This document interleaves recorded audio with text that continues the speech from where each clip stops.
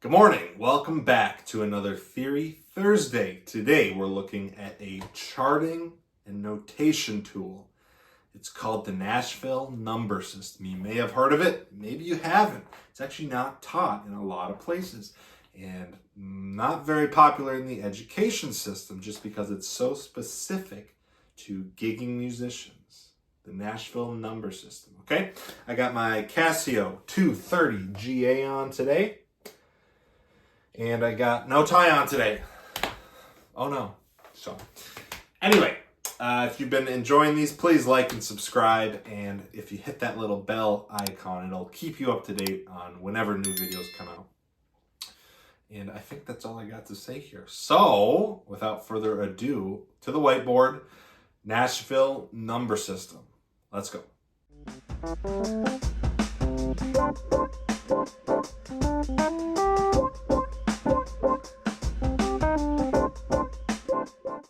Hello, welcome back to the whiteboard. Today we are talking about a concept that is almost geographic. This is something that not even a lot of music teachers know. And it's well, I'll just explain it. It's called the Nashville number system. Nashville number system, okay? And what it is it's a way to chart out songs. Now, when I say chart, I'm talking about a piece of music that maybe when you're looking at regular musical notation, this piece of music is, 13 pages long. And when I say chart, I'm talking about a 1-page, 2-page max chart, right? So how do you condense that down, right? You're just looking at chords, just looking at rhythms, and not exact note names. So that's what I mean by chart down. So, what the heck is it? The Nashville number system. First of all, you'll see here, this is what a typical chart might look like. Okay? You have the name of the song, whatever you're playing, little markings to mark intro, verses, chorus, whatever. And then these are your chords. And then the top right, you're going to have a rhythm, right? So what we have here is 1, 2, 3, and 4. Okay? Now, this takes heavily from the Roman numeral analysis tool that I love and everyone's grown to love in the music theory realm from the 1800s, right? Roman numeral analysis. That's what I use when I'm charting out songs and I just want to write down chords. Maybe I'm going to need to transpose later on, so I don't want to write actual letter names. I just need chord values, right? 1, 4, 5. And then I can transpose on the fly. So what happened was in the 1950s, Nashville, still to this day, is full of studio musicians. Right? It's Music City, and that's where I am right now, actually. And all of these records were getting produced in Nashville, and what they needed were studio musicians to come in and play tons and tons and tons of tunes every single day, right? So what they did was they adapted the Roman numeral system and created their own thing, and it's kind of decisive among the music community. For one, I think they didn't want to deal with music theory, so that they created their own music theory without even knowing it. That's kind of how it reads to me. I'm sure there was a lot more nuance to it and reasons behind all of it for not, using Roman numerals and all that stuff. But the simplicity of it has proved itself over time, and that's why it's still used in Nashville today. So anyway, what happened? Studio musicians were playing tons and tons of tunes, and they needed a way to look at these tunes and be able to play them on the fly, even without having played them before, right? Because these are all brand new originals, and they needed these guys to be able to play them on the fly. So they came up with this. A 1 is a 1 chord, right? It just tells you what key you're in. Like this would say G, and all of a sudden you know, okay, this is a G, this is a D, this is a C, okay? Now, there are some nuances here. There are some little things that are very specific to the Nashville number system. We're going to go over them over here, okay? But just as a glance, you probably get by reading this, right? You have the rhythm. It would also have the tempo somewhere. Everyone's going to be on the same page, right? The intro is only 8 measures long. The verses are going to be 8 measures long. So you'll be able to pick up, if you get lost, you're going to be able to find where you are right away. Okay? So let's go over some of the differences here. And what the heck is each one of these things? Okay, first of all, Roman numeral wise, when you write something like this, 1-6, what that means is first inversion, right? That's a 1 chord with the first inversion. So for example, if we were playing in the key of G, that would be a G over B. Okay? In Roman numeral analysis, it looks like this. 1/3.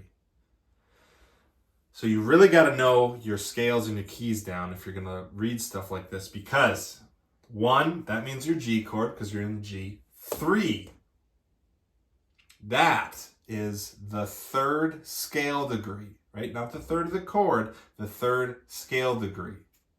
B. Okay? So that would be G over B. Likewise, let's say if it said 5/3, right? 5 is a D chord. 3 is still B because it's the 3rd of the key. Okay?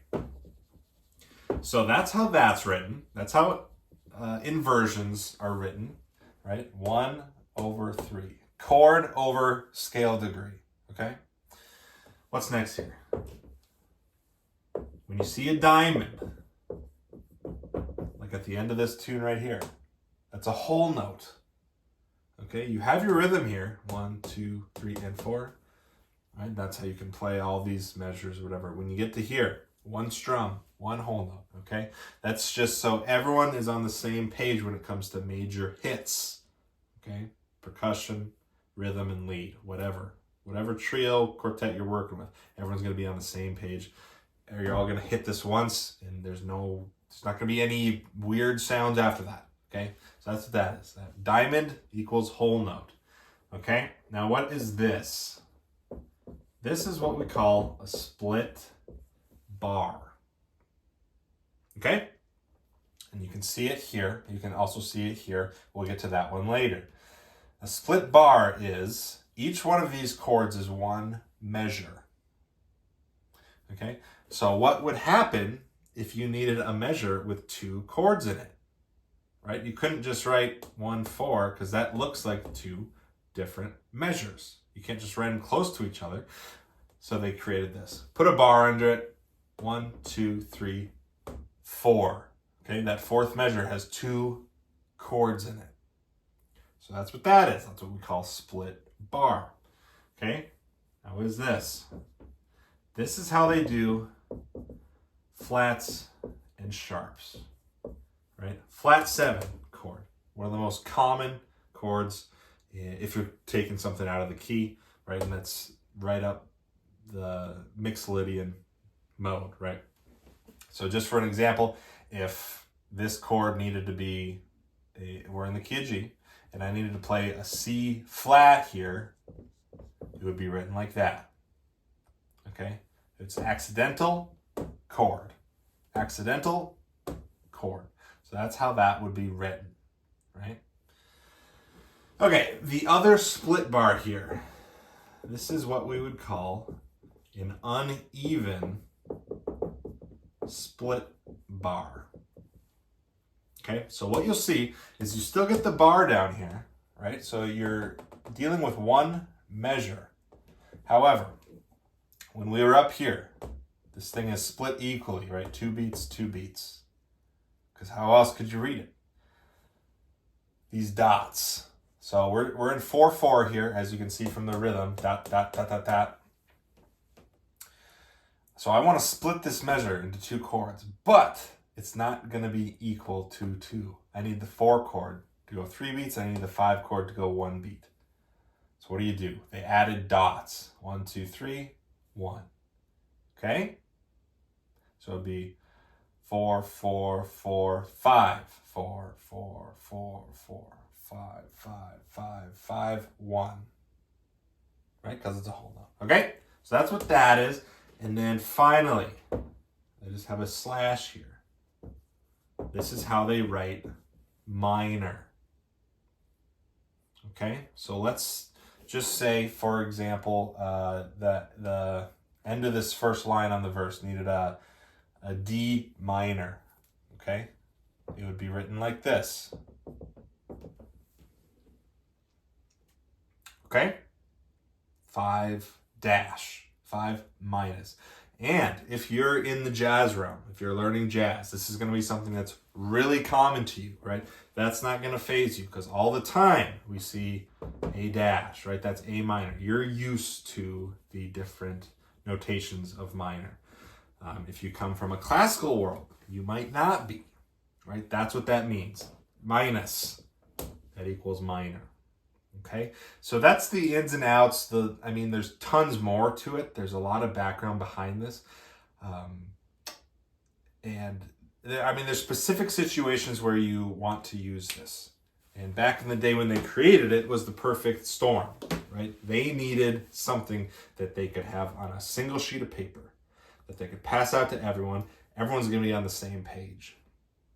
However, if you need someone to play exact notes at the exact right time, right, this is not going to work out, right? There's not even any notes on here. It's all chords, right? So what this does is it lends to creativity rather than exact musical notes. So if you're in a symphony, right, you're playing first violin, of course you need musical notation. However, if you've got a group of amazing studio musicians, what you want, especially as a songwriter, right? If you're only one songwriter or you're co-writing with 2-3 other people, let's just say not any of you are spectacular guitar players, or maybe you are and you just need a really good drummer. Why would you write down exact notation when they'll probably know better anyway, right? So what this does is it lends creativity to the professionals in the studio to be able to put their magic on it, right? Put their spin on it, rather than you telling them exactly what to do. So when you're down on Broadway, Nashville, Broadway that is, you'll see a lot of this. You'll see a lot of this, and I'm sure there's Google folders going around with a bunch of tunes all written out just like this. Okay, so that's the Nashville number system. It's a really cool system that I don't think is taught enough in the school system, in the education system. And it's probably just because it's so specific to gigging and studio musicians that just not known about. So anyway, there's a great book on this, actually. Let me get the title. Okay, so when I moved to Nashville back in 2019, I knew how to chart songs using Roman numerals and everything. I didn't know the Nashville number system at the time, and this was a book that was recommended to me. It's called Song Charting Made Easy by Jim Riley. Okay, he's a drummer, and he lays this all out spectacularly, right? This is how I learned it, and he's been doing it for years. He's still drumming to this day. So if you're looking for a book to brush up on your Nashville number system, that's the one you want to read. Okay, Song Charting Made Easy by Jim Riley. He's a drummer. Okay, so I think that's enough for today. We've gone over a lot about the ins and outs of this. Very useful tool depending on your situation. Okay, cool. Hopefully you learned something. Hopefully you enjoyed it, and we'll see you for the next one. Bye.